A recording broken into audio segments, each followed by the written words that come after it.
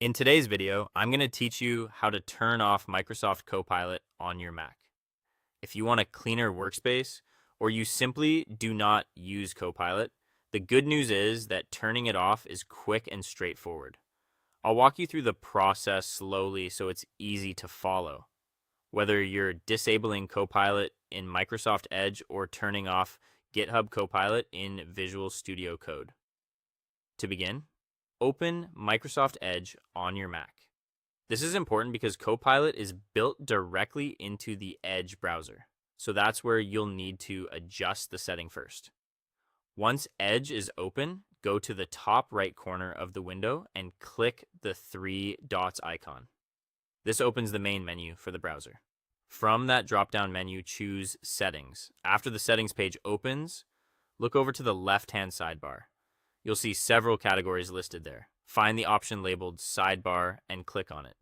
This section controls the features that appear along the side of the browser, including Copilot.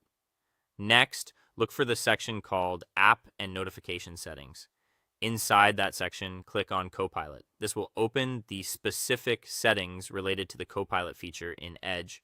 Once you're there, find the toggle switch next to Show Copilot, turn that toggle off. As soon as you do, the Copilot icon will be hidden and the assistant will be disabled in the browser. If your goal is just to remove Copilot from Microsoft Edge, then you're done at this point. But if you also use GitHub Copilot in Visual Studio Code on your Mac, there's one more thing to check. Open Visual Studio Code and look toward the bottom right corner of the window. You should see the Copilot status icon there. Click on that icon to open its options. From the menu that appears, select Disable Globally. This will turn off GitHub Copilot across your Visual Studio Code environment rather than just for a single file or session.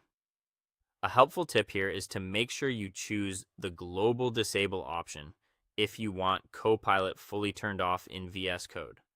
Otherwise, you may only disable it temporarily or in a limited way, and that's it. Once you've gone through these settings, Copilot should be turned off on your Mac in the places where you use it most. Now you know how to turn off Copilot on your Mac.